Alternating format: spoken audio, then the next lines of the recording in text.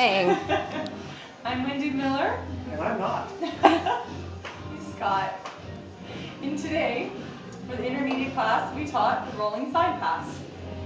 The whole half an hour on all the nitty-gritty, picky details about how to do a rolling side pass well. So here are a few of the details. First off, here's what not to do. So leaders, you do not need to have your follower think that she's walking out the door over this direction. That will train, or that direction, that will train her to ignore your arm movements, and you do not want to train anyone to ignore you. So instead, you're going to roll into the supporting leg, which very automatically takes your shoulder a little bit back, which moves your hand a little bit to your right. So without moving your hand will ever so slightly move. Next step, takes your hand to the left. Preps always start to the right. The follower, to make that motion happen in the body, can place the foot in front, but really the first action is rib cage. Foot comes out in front, and then you take a forward step with your rib cage slightly rotated. Now the key here is to keep your shoulder and your hip back.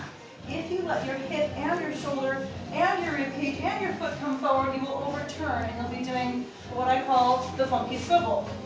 We do not want to do the funky swivel.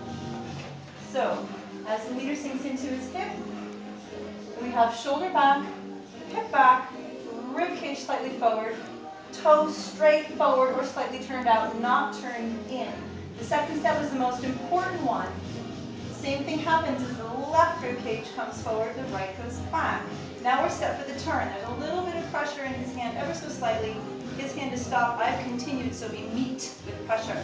So going to lift his hand quickly on and for the after the two. So it's 2 and, 3 and 4. Decelerate yourself, finish the turn, anchor 5 and 6. So all the way through, it should look like ribcage foot, turning, arm is relaxed, decelerate, anchor. We also talked about how if your hip comes forward and then your leg goes out, your balance will be off. Leaders, another thing to be careful about is not to conduct. If your arm does this, you're actually leading your follower to do that. And I don't think that's your intention. So instead, again, all you have to do is sink into your hips just a bit and let your body roll and rotate just enough so that it creates a little bit of hand motion that she then translates into her rib cage that gets followed through with the foot.